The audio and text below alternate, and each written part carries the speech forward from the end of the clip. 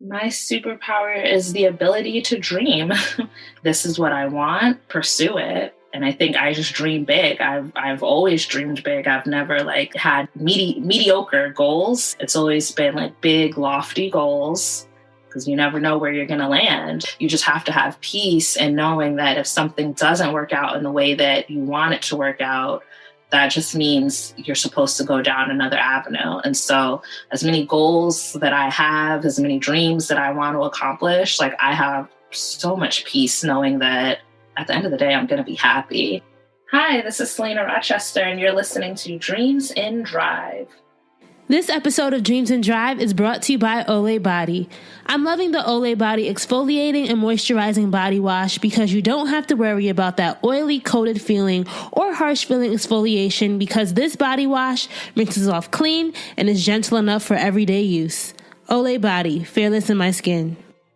Hey Dream Drivers, welcome to episode 268 of the Dreams in Drive podcast. And we have another interview episode for you all today. Like I said before, on episode 266, where I talked about my new job. I wanted to use these next few episodes to highlight dream drivers who are making career strides and who can share their story about what it takes to be a dream driver in the career world and outside of that. So today we're going to be speaking with Salena Rochester, who's a writer, producer, and network executive.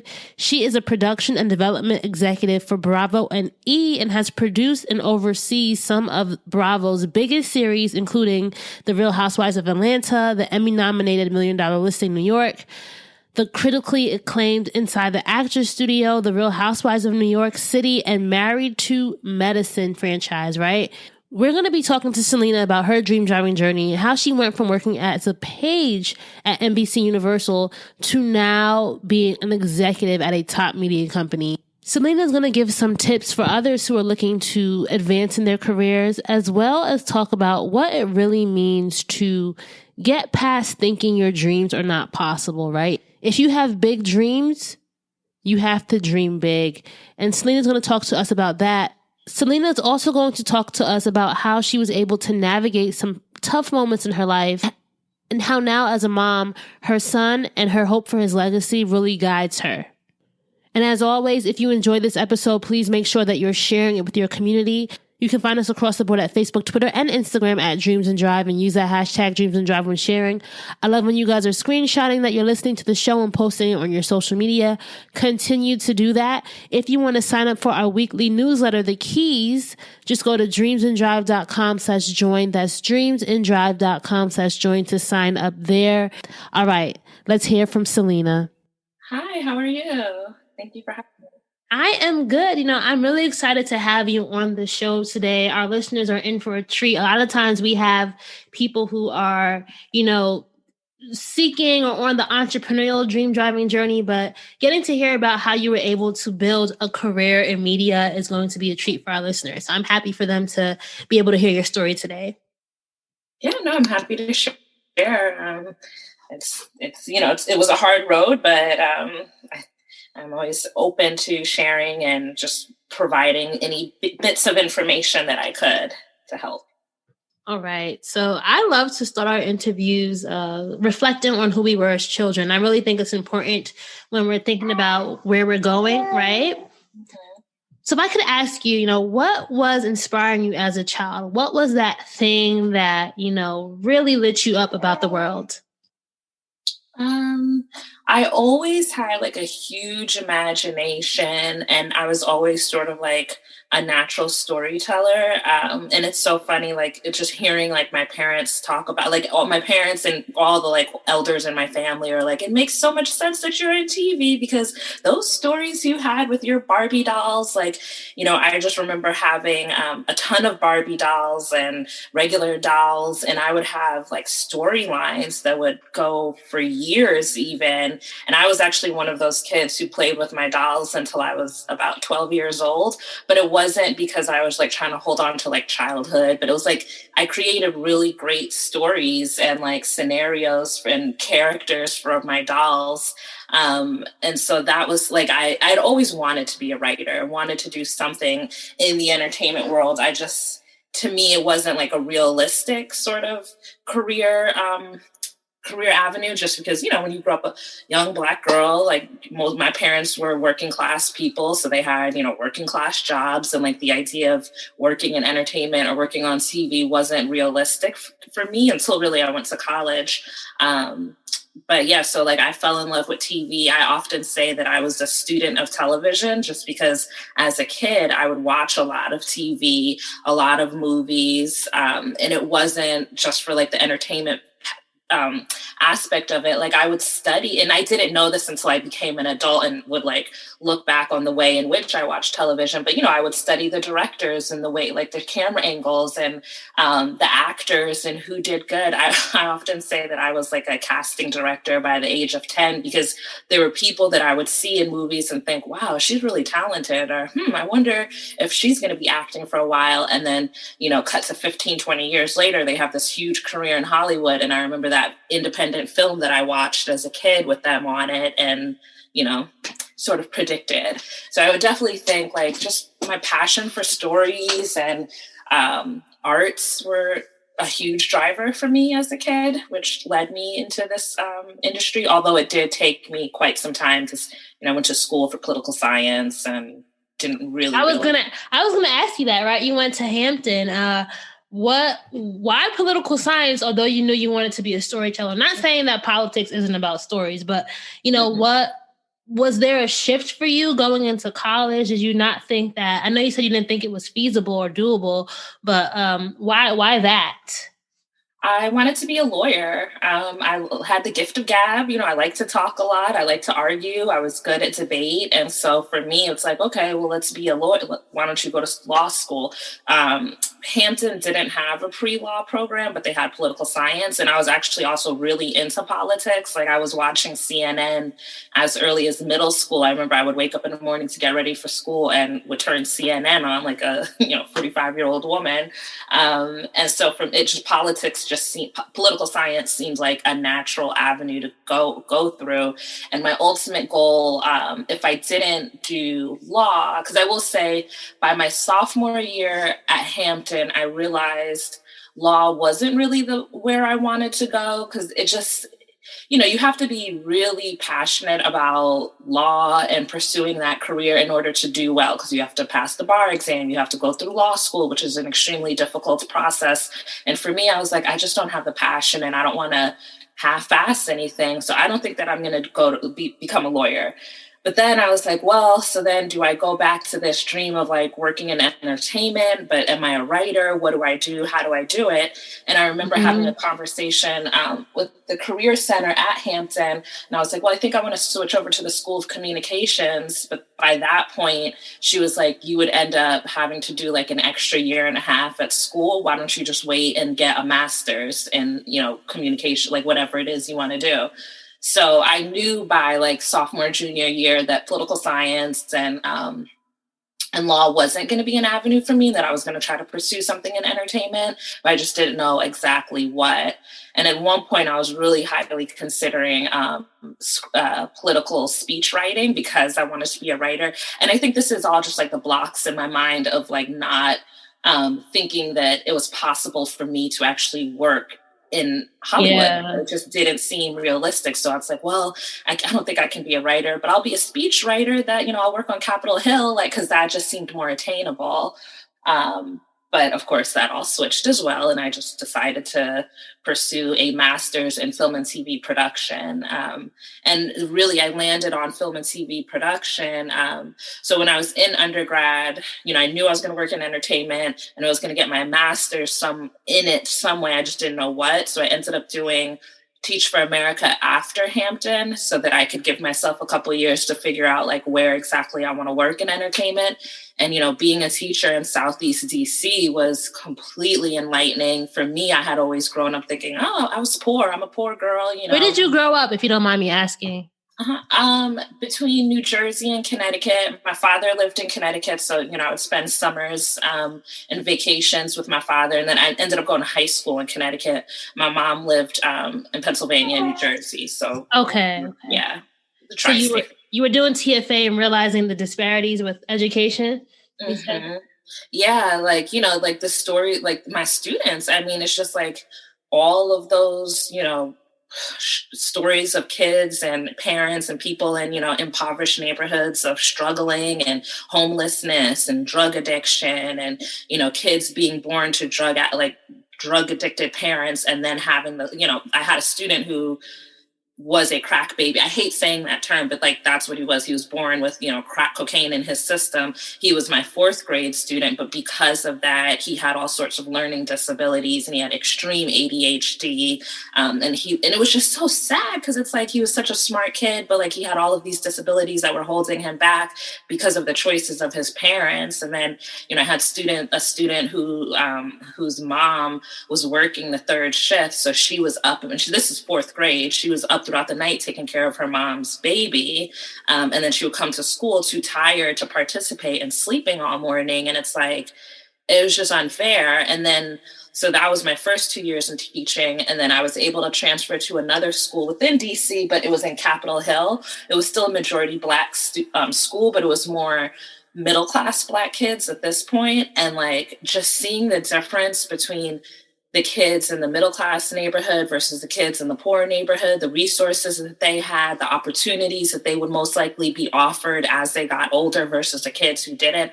It was just like, that education gap is real. And like, that's not even like the middle-class Black kids versus like the wealthy white kids who lived, in the like outskirts of DC, who lived in like Virginia and Maryland, was even bigger.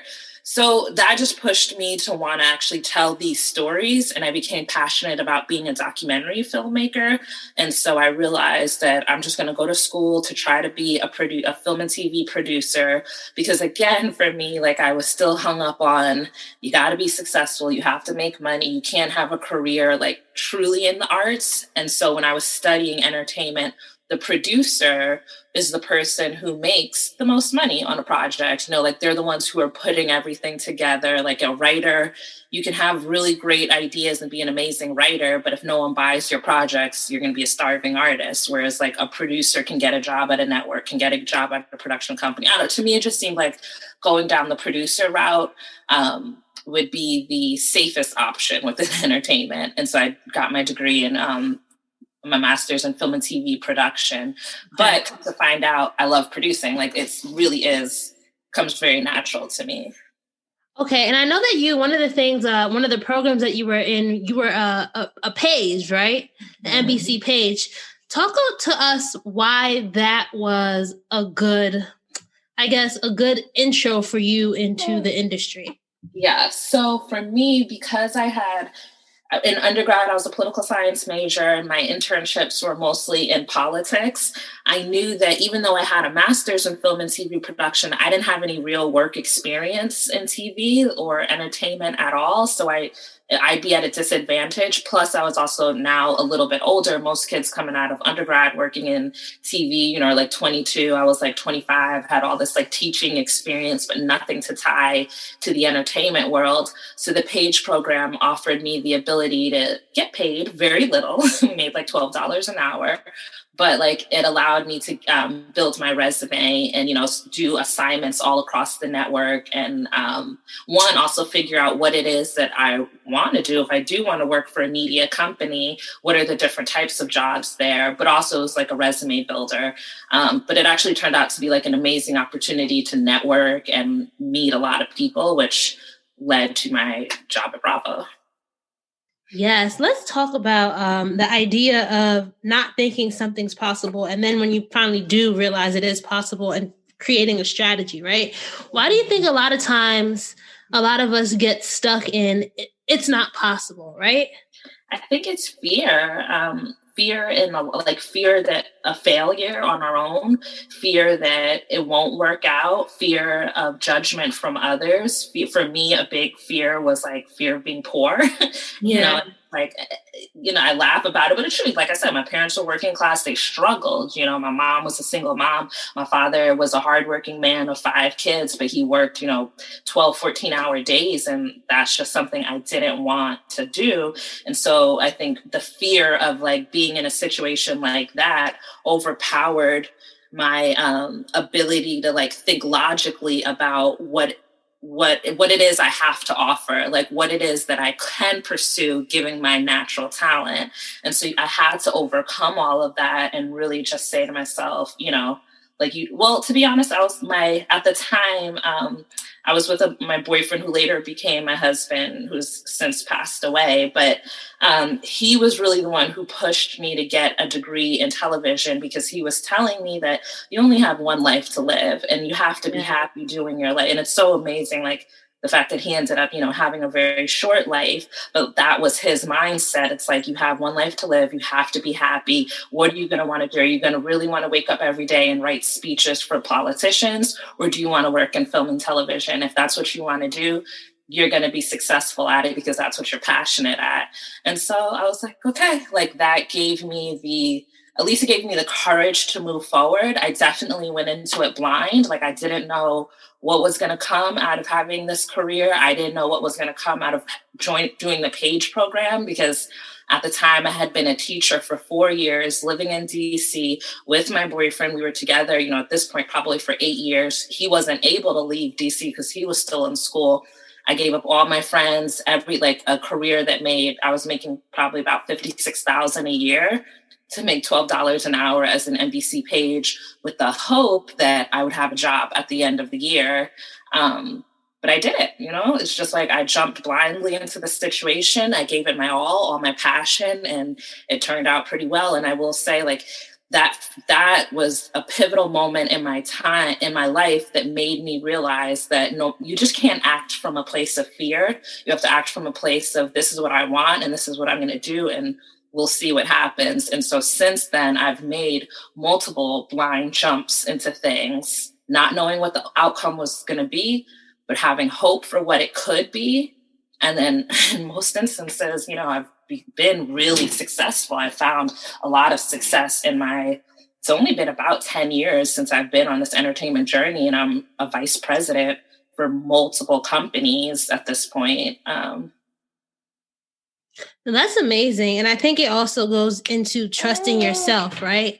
Because that's a big part of being able to take risk and making those blind jumps.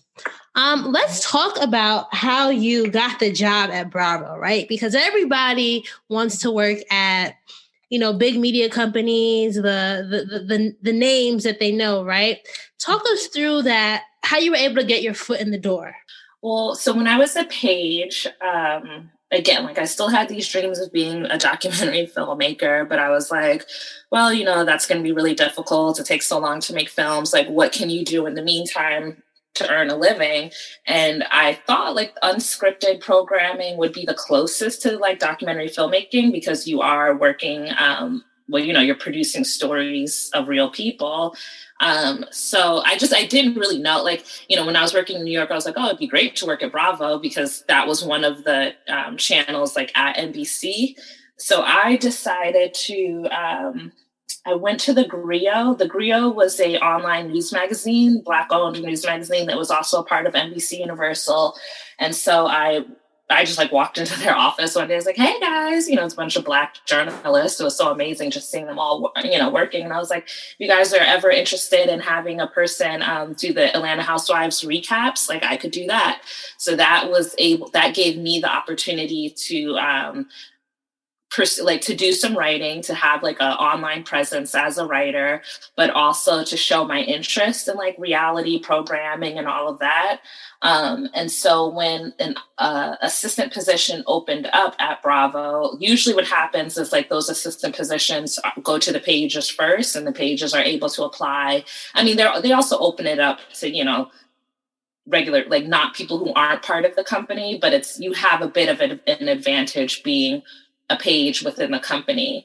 And so, I applied for the position. I interviewed. I think what definitely helped me stand out is the fact that I was a little bit older and I had some of that real work experience. So I wasn't coming in as this, fresh, like 22-year-old straight out of college. Like there's a aura of, I guess, maturity at that point with me. Plus I had like the writing experience for, Atlanta Housewives, which showed them that I was passionate about the brand, that I knew and understood the brand. And then I had a really strong point of view. They would ask me, well, what shows do you like on Bravo? And I would give my opinion, but then I would also expound on it. Like, this is why I like it. And this is where I think you could go. And, and I just had a lot of, I had done my research on like the brand or on Bravo in particular.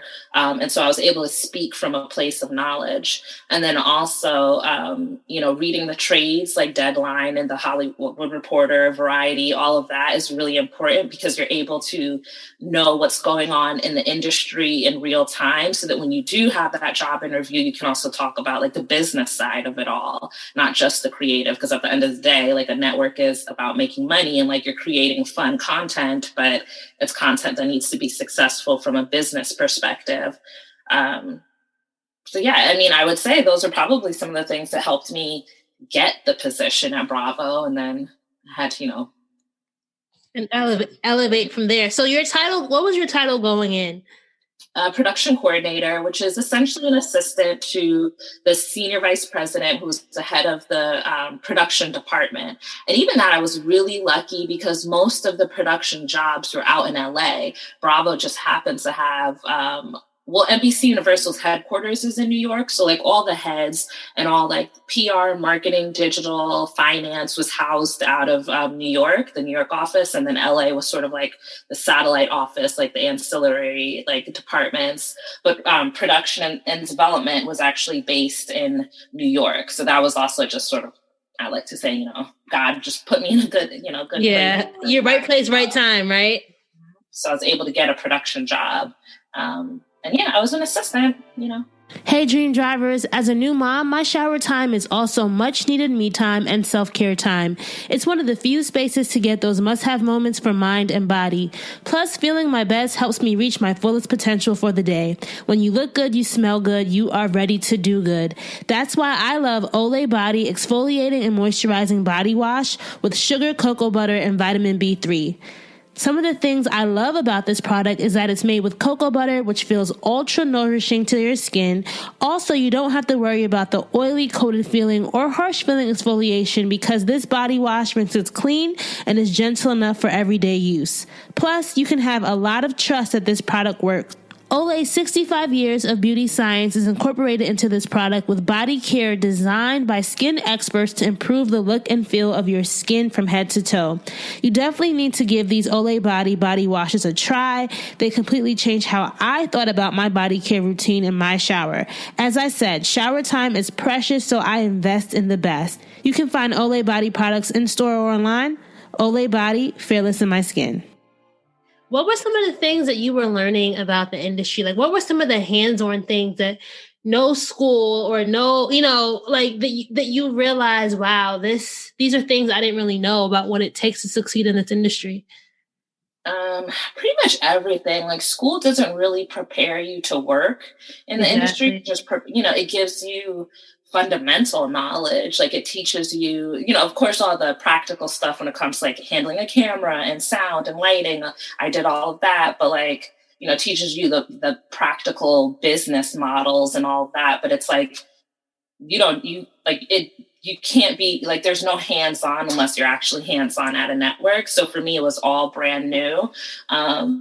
There's like a lingo that you have to use when you're talking to like agents and TV people, like, leave word for, like, did you leave word for? Meaning like if my boss told me to call someone and they didn't pick up, like you'd say, I'm just leaving word for, da, da, da. And it's like, little phrases like that you have to learn really quickly because you sort of got to jump in. And it's not an industry where there's people are going to hold your hand and help you. It's extremely competitive and cutthroat, and you really have to make a lane for yourself and fight. Like, it's a fight. Like it's a competitive industry, and it wasn't like easy for me to stand out, but it's just, it was definitely like on the job training. Like the dealing with producers is another thing, like being able to, and this is like as I got higher and sort of moved out of the assistant role and more into the creative role, but like, we're all coming together to make a show. We're all creative individuals and we all have our opinions on things. And so a producer may suggest, well, this is a really interesting storyline. Let's pursue this. And it's like, I might be like, no, I don't really think that's interesting. But you have to communicate it in a way that you're not insulting the other person because, at the end of the day, their ideas are just as valid as my ideas. So there is like this balance. Also networking and, just meeting people and having a lot of connections in the industry is also really important because you never know when they may let you go, or you may be tired of a job and you don't want to work there anymore, or you may have to fight for more money. In order to fight for more money, you have to get a job offer at another company, but you have to know people. So that's another big thing. I was very comfortable at Bravo, but I was constantly networking and meeting people elsewhere. What were some of the ways that you were networking? I went to a lot of networking events. They would do like happy hour, and I say like, it would mostly be like production type clubs, I guess. Like there's like Ghetto Film School, which was like a big one. Or just people, or like even like at the Television Academy. Like there's a lot more here in LA. New York, it was really, really hard to network in the entertainment industry because it's not like, New York there's entertainment there, but it's not like the hub of it all. But I definitely went to a lot of networking events. I reached out to people on LinkedIn. I did lots of informationals. I was never afraid to talk to different people. HR people are really important to, I want to say that's actually what helped me get my job at Bravo, because all of the pages were applying for the Bravo job, of course, because we all wanted that. Yeah. Job. But I had made a connection with one of the HR people at the company. And when the Bravo position opened up, like typically the way you do it as a page is like you give your resume to the page coordinator. The page coordinator will then send all like the pages, resumes to the people. But like I did that, but then I also went straight to the HR person and was like, hey, I really want this job. Like I'm applying. He's like, oh yeah, I think you would be great. And so he was able to advocate on my behalf to whoever the hiring manager was, outside of just like getting a big stack of resumes. Here's a bunch of resumes. Who do you like? Like he was, Salena's really great. Definitely take a look at her resume. So it really, really helps to like getting good with HR people. And I still do that to this day. Like on LinkedIn, I try to reach out to different HR people at different studios and networks, just you never know. I was going to say that you never know, right? That's a really good tip. I think a lot of people aren't really thinking about, they may want to network with the people who have the quote unquote fancy jobs, but not realizing that HR is what's fueling the people to get into those positions, right? They're the ones who are in the background, like funneling resumes and making recommendations and all of that. Salena, you work in current production at Bravo, right? So talk to our listeners, like what does that mean? And what are some of the unique skill sets that you need to have in order to excel in your position? Okay, so current production is basically the creative producing aspect of it. And it's called current production because it's the shows that are currently in production. And then you have like production and operations. Those are the people who are more budget, like they deal with the budgets and the like the hiring and all of that. So for me, it's just all creative. I oversee budgets and stuff too, but it's like I focus on the creative. As the network executive who works in current production, we hire third-party production companies to actually be in the field shooting all of the shows, but we have the final say. So for me, like on a daily basis, I could be on a weekly call with my producer, like my showrunners who are in the field, like we're like Married to Medicine Atlanta, because that's one of the shows that I oversee. So when Married to Medicine Atlanta was in production, every week I would have a weekly call with the showrunners. What are the storylines? What's happening? It's very different because it's unscripted programming, and it really, really isn't scripted. People are always like, oh, it's fake. Producers tell them what to do. That's not the case at all. We start off the season with the producers going to each of the women. What's going on in your life? What are the big moments happening in the next, about 4 months of shooting that we do. And then from there, we figure out how do we tell these stories. Like, for instance, someone might say, like Simone, my son is graduating from high school. He's going off to college. Me and Cecil are becoming empty nesters. Michael is still here, but like he's on his way out. We haven't lived together in a home without children in probably over 20 years. I think our older son is 20. so then it's like, okay, so what does that look like? What does the life of two empty nesters look like? And so we had to figure out how to tell that story over the span of the year. And so that's like production. So we go through, I do go on set. Well, before COVID, we can't travel right now. I would go on set a couple times in a year just to, make my hellos to the cast member, talk to the producers, make sure everything is being shot appropriately. I mean, everyone's all very professional, but like you kind of have to make sure as a network that the production company has a handle on things. Like, they have all the equipment that they need, people aren't slacking, all of that. So then in post-production, the production company will put together an episode, like they send us what we call cuts. I watch an episode. It goes through rough cut, fine cut 1, fine cut 2, picture lock, 4 different stages.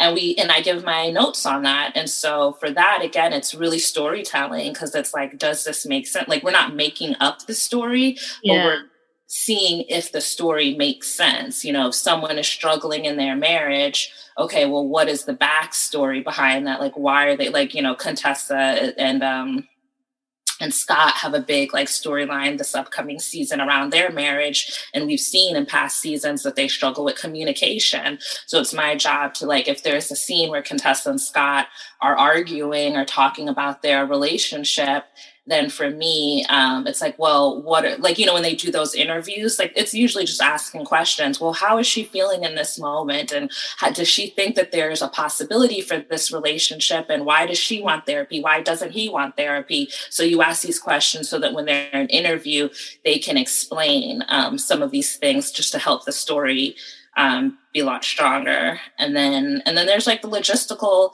stuff in terms of marketing. Have to work with the marketing team, have to work with the press team, have to work with the digital team, getting them assets so that they can market the show and promote the show in the best way possible. Do you ever feel responsible for making sure that the stories that you're telling are, I feel like with unscripted reality TV, right? Sometimes it gets a bad rap, right?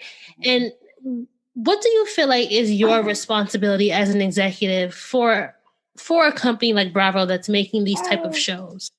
Well, it's to tell the most accurate story, and it's to portray the women in the most accurate way. And it's, it's sometimes I totally understand, because I am a Black woman and and there are lots of negative images of us, on TV. And so I would never want to have, just fighting for no reason, purposeless fighting, I would say. Yeah. But at the same time, these are women who are friends, and friends fight. I don't know a group of, female friends that don't have disagreements with their friends. They usually make up. And, some of these people on these shows are big personalities. And because they're big personalities, their fights tend to be really big, maybe more so than what we would normal non-TV people would do, but it's all real and authentic. And so I like to show a multifaceted woman. It's it's not just the fighting happens. That's a side part of the show, but it's you want to show a woman who's struggling in her marriage, or who's succeeding in her marriage, who's a really great mother,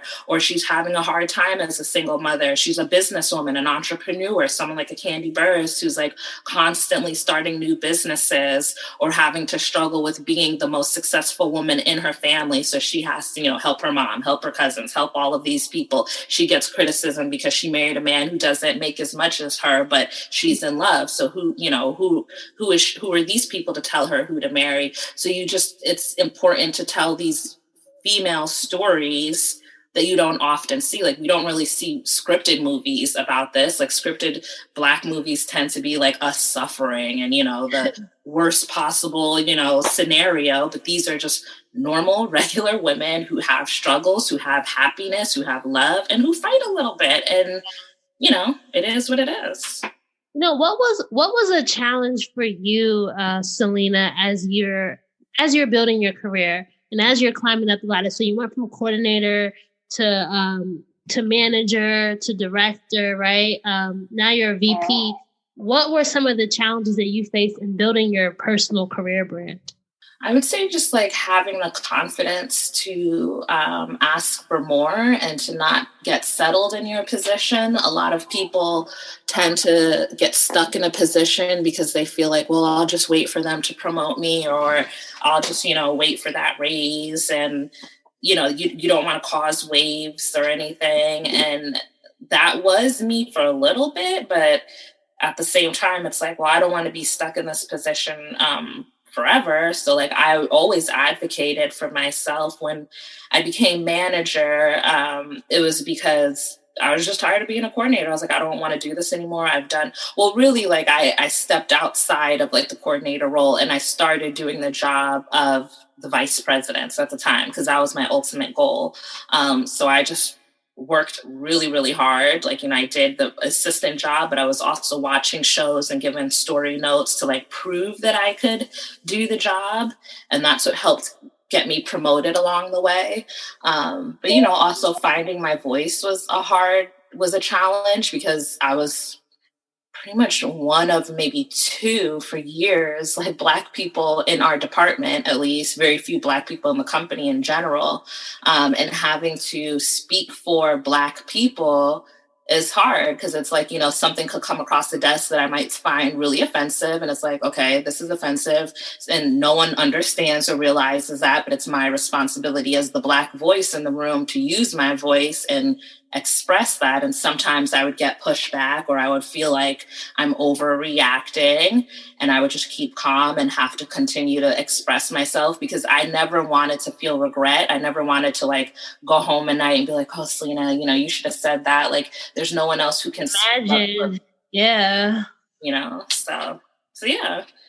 No, I can definitely imagine that, always feeling like you have to be the voice of the people in situations where companies should really be making sure that they're I guess I would ask you, do you feel like the climate has changed where they're bringing in more diverse talent at media companies across the board to make sure that there are voices that reflect the shows that are being made by these companies? Mm-hmm. I definitely think so. I do think that since, they've been forced to deal with it, there's been a big push to have more diverse hiring, more sensitivity training, but not just diverse hiring, because there's always been the need for diverse, like there's always been like the quote unquote quota at these companies where you have to have a certain amount of, people of color working for you. But oftentimes those roles were being filled in the coordinator or like the intern role. And then it's like a person would be a coordinator for like 2 or 3 years and there's no upward mobility. So then they leave. And so you have all the upper executive management roles filled by white people. There just weren't any people of color. And it's still, rare, like even me at the VP level, again, there's only one other Black VP on my team. Luckily, there's 2 other Black women who are at the director level, so it is getting better. But yeah, like there's a big push to hire in the executive ranks. Like you can't just have these coordinators because not everyone is going to feel like they're in a position to have their voice heard. Like you need those high level executives in that position. And I think that they're doing more. There's all of this money being dedicated to partnering with different like organizations that will help bring in people of color into the companies. So we just have to wait and see. But I do feel optimistic that the door is being open a little bit more. But I still think that there's a lot more work to be done. Thank you for sharing that. As one of the things I wanted to make sure that we touched on now, because it's something that I live every day as a new mother, right? Being a mother, being a media executive, you have a 5-year-old son that you mentioned. How do you manage it? I think now with COVID, right, it's probably even harder now that the whole world's on a lockdown. But how has motherhood informed your career journey? Well, it's definitely well that part of your question, motherhood has informed my career journey definitely for the positive. Like I said, I was a little older than most coordinators, so I was a manager when I got pregnant with my son. And I remember after having him, like I was still living in New York City, like I was making, okay money, but not enough to have a son in New York City. And I remember at one point, like I was in the grocery store and I was prioritizing what type of bread I can buy because I can't afford the expensive, more healthier bread. And I was like, this is BS. Like I'm an executive at this point, like a junior executive at a major company working on some of the most popular shows in television, Atlanta Housewives, New York Housewives, Married to Medicine, and I'm struggling to buy bread for my son. Like that just like took me to the next level. And I think it's because it was my child. And I was like, he doesn't deserve to struggle like this because I'm too afraid to ask for more. So I went in and asked for, it was the first time I'd ever asked for a raise. And I told them, I was like, like, I just need more money. I don't know what you guys plan on doing, but I'm taking meetings at other companies, which I was because I have to think about my child at this point. Okay. And luckily, they not only gave me a raise, but they also gave me a title bump. And so I was pushed up to the director level, which was great. So my son like definitely like had a huge impact on just pushing me to do more because I had him to think about.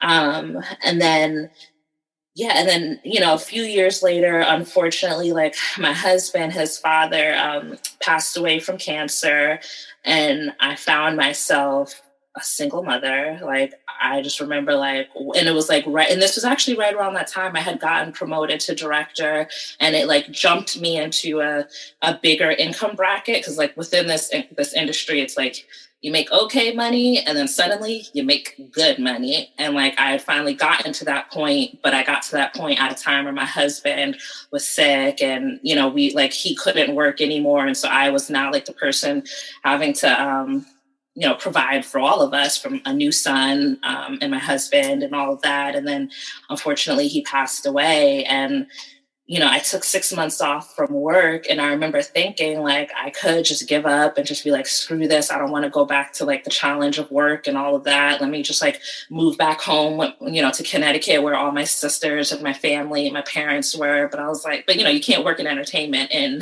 Connecticut. And I didn't want that. And I knew that like this career could provide a lot for my son, like once you get to that point where, you are making more money, I just knew that I had to like stick with it and stay with it. And he definitely motivated me to like get back, get my head back in the game. We up and moved to LA. I was like, I don't want to stay in New York anymore. So I moved him here to LA. And luckily my parents did move with me. They said that they would come with me, to help me get started because I have no family in LA at all. But it's hard. It's been a struggle being a mother, working this job, like a very intense career that, before COVID, I had to travel a lot. I had to be on set. It isn't a 9 to 5. I'm up early answering emails. I'm up late answering emails. I'm screening shows. Now that COVID hit, we're both at home. He's, he does virtual school, and that was really difficult as well because it's like managing, like I'm on Zoom, he's on Zoom. So I ended up having to hire someone because through this, at some point, my parents ended up moving back to Connecticut. So it's really just me and him. But I had to hire someone and to be with him. And, once school starts up again, because I'm still on this new journey of like being a single mom, I'm still trying to figure it all out.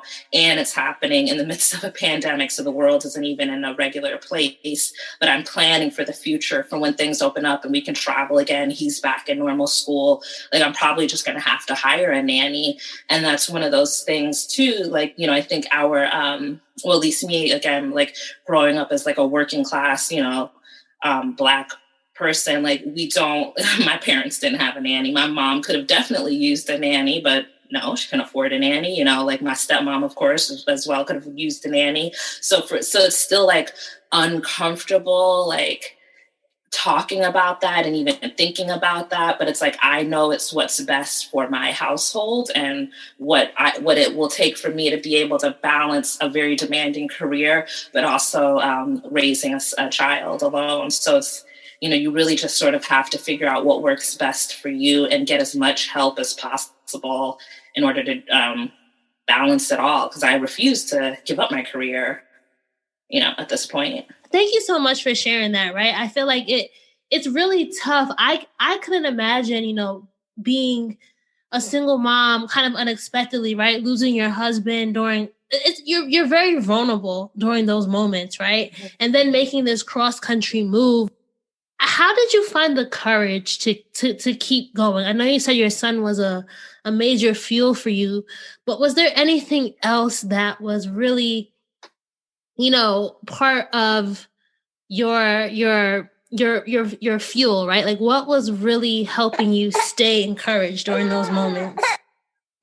I think just seeing, how quickly a person's life could come to an end, like, and again, like I said, like it ties back to him, like all those years ago telling me you only have one life to live, you might as well just be happy in it. But like witnessing, a perfectly healthy person suddenly, within a year and a half be gone from this world, it's like we really only have one life to live, and you really just can't waste it like wishing you did this and wishing you did that. Because I just remember, like him, like being in that mode of like realizing, wow, my life is about to end and I didn't accomplish half of what I wanted to accomplish. And so I think I used that as a fuel to like keep going, because it's like, you just never know. Like, I never want to be in a position where I'm like, well, I wish I had tried this. I wish I had tried that, but now I can't because, so while I have breath and a healthiness in my body and the ability to do what I want to do, I'm just going to do it and see what happens. Cause No, I definitely feel you. And I love that you also mentioned that being okay to ask for help, right? How you had to make that decision to get a nanny, someone to come help, well, not a nanny, but someone to help you come help your son when he's in school. I think a lot of us, especially Black women, especially us who are trying to drive dreams, new moms, mothers, whoever, right? We often think that we have to live in a, like, we have to work so hard. And if we're not working hard, then we're not really succeeding. But you really have to figure out like what matters and what you can unload off to someone else, because we don't have to be walking receptacles of stress and anxiety. You know what I mean? exactly. Yeah, there It's has to be a so balance. It has to be a balance. One of the things, I know people who are listening to this, there might be people who are trying to get into media, specifically TV. Where do you think are opportunities now for people to really chart careers in the production or TV industry? Well, I think because there's just a better opportunity for people to create their own content and get their own content out there, like on YouTube, and then using social media to really build a following and a fan base so that you can get Yeah. noticed by bigger networks, has really helped a lot of these independent content creators. And sometimes like social media and like YouTube ads and all of that have made it where you may not even need to go to the network, and you can actually make enough money on like a YouTube show. Like there's just all of these YouTube families, like my son, like that's all he watches is YouTube. And like I'm watching these families, like they're creating content on their own, creating their own shows and making money off of it. So I just think like the world has definitely opened up a little bit so that you don't necessarily have to go that avenue. Now, if you want to, I would say, just the networking and building connections, like continuing to do your own projects on your own, just so that you can have, like a calling card, or like what it is, an example of what it is you can do, so that when you get that opportunity to, pitch an idea or possibly have a network pick up your idea, they'll have an idea of like what it is that you do, like what your style is, whether it's you're a writer, director, or producer. But networking and being in the cities where you can actually do, like you have a better opportunity of being noticed. I know that there are a lot of people who can up and move to LA.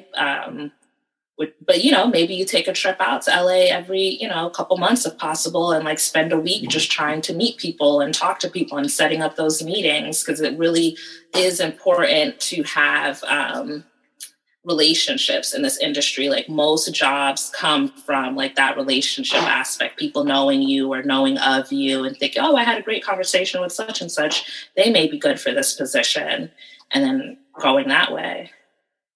Thank you for sharing that. And Dream Drivers, I hope you guys are taking notes, right? Because I think a lot of us just think that, oh, I have to find a job or I have to just work at the media company. But I think investing in and creating your own content, and then you never know who will be interested in the stuff that you're creating on your own. So that's a good first place to start. Salena, in the beginning of the interview, we talked about your childhood inspirations and how you were always a storyteller and what the dream was, right? Now, almost 10 years into your career in production, in TV, what's the dream now for you? At some point, I love being a network executive and working at the network, but I would love to just own my own production company and be able to create content that I want to create, both in scripted and unscripted. I'm a writer, like I said, but, and I don't have the opportunity to write in my day job, but I write on my own. And I'm hoping that in the next few years, I can start selling some of my projects, which would allow me to confidently be able to leave the company and just start my own production company, start pursuing producing my own content. Yeah, and working in the industry, although you may not necessarily be a writer, you're learning so much about how the industry works, and that experience is just, is you can't even put a price on that. You know what I mean? Yeah, definitely. And I'm meeting so many more people. Luckily have started doing development as well in my job. And so now I know a bunch of agents and, managers and heads of studios and heads of different networks. So it'll be easier for me once I have like my story idea, like my scripted story ideas, to just, reach out to someone like, hey, look at this, I have this, are you interested? Versus, blindly calling or hoping that someone will give me a chance, which is why I'm just going to try to pursue it, because if I'm in it, we'll see where it goes. Yeah, most definitely. You never know. You never know. Salena, what keeps you going when you feel like giving up, right? As dream drivers, we aren't always fueled. There are going to be good days, there'll be bad days. But for you, what's that thing that really keeps you going?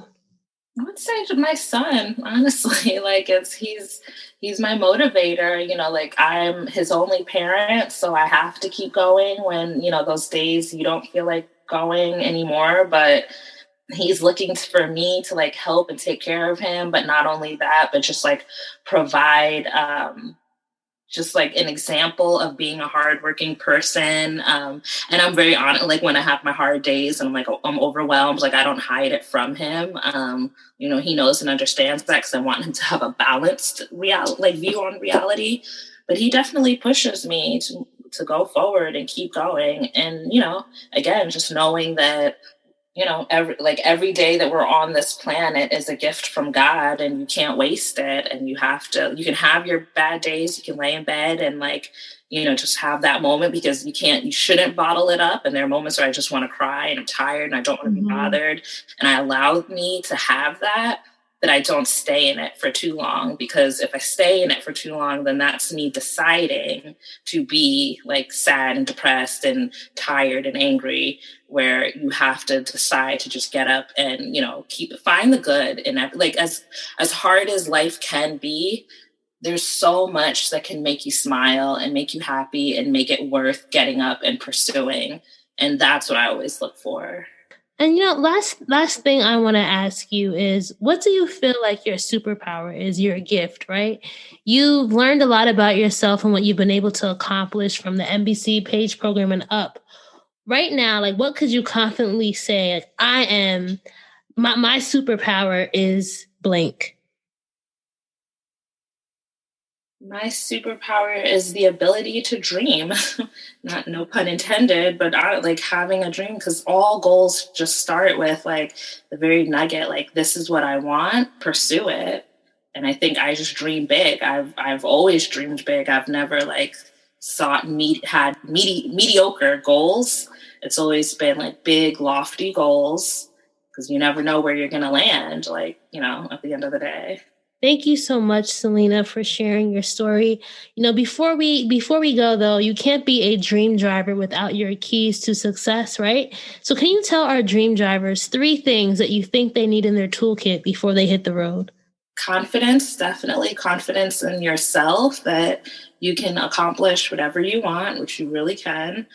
Drive and well, I would say determination, because because you can have as much confidence as you want. There's going to be people who are going to try to, chip away at that confidence, but you have to continue to be determined to do it, because there's going to be obstacles. And if you get lazy and like give up on something, you're not going to be able to achieve those dreams. And then I would say just like peace, just having a sense of peace that whether it'll work, because you can't be so locked on like an outcome that when it doesn't work out, like everything is done. Like, oh my God, like my life is ruined. Like I didn't get that dream job, or I was supposed to move to LA and whatever happened, now I can't. Like you just have to have peace and knowing that if something doesn't work out in the way that you want it to work out, that just means you're supposed to go down another avenue. And so as many goals that I have, as many dreams that I want to accomplish, like I have so much peace knowing that at the end of the day, I'm going to be happy, like whether I accomplish it or not. Thank you so much, Salena. I really hope that our dream drivers were inspired by your story just as much as I was. Oh, good. Well, thanks. I'm glad. I hope it definitely does help and touch the listeners. All right, so that's a wrap for episode 268 with Salena Rochester. I hope you enjoyed hearing her dream driving journey as well as her keys to success. Guys, if you enjoyed this episode, stop what you're doing right now, screenshot wherever you're listening, and post it on your social media. You can tag us. We are Dreams and Drive across the board, Facebook, Twitter, and Instagram, and also use the hashtag Dreams and Drive when sharing as well. I want to feature more career stories like Salena's. I think there's a lot of dope people who are doing dope things outside of entrepreneurship. And I want to really push the message that dream driving doesn't only have to mean that you are building your own company, you're leaving a 9-to-5. No, there are people who are really being dream drivers within their careers and have outside passions as well. So let's hear more of those stories. Remember, you can always pitch me, dreamsanddrive.com/pitch, dreamsanddrive.com/pitch. And honestly, if you email me too, that's another way to get top of mind. If you guys want to join our weekly newsletter, The Keys, and get weekly updates from me, just go to dreamsanddrive.com/join. If you want to get some Dreams and Drive merchandise, so you want to rock some Dreams and Drive gear, some Dreams and Drive t-shirts, sweatshirts, go to dreamsanddrive.com/shop. That's dreamsanddrive.com/shop. Also, guys, I'm always looking for new ideas on solo episodes, our driver's ed episodes. So if you ever have episode suggestions, you can always email me, send me a DM on Instagram. We're Dreams and Drive there. I love hearing from you guys, so don't feel like you can't reach out and let me know what is on your mind and what you want to learn and what type of content you need, because I'm creating Dreams and Drive for you. As always, keep dreaming, keep driving, and we'll chat again. Our next episode is going to be dope. It's going to be with Kimberly B. Cummings, and we're going to be talking about how you can make your next career move your best move. Bye, guys.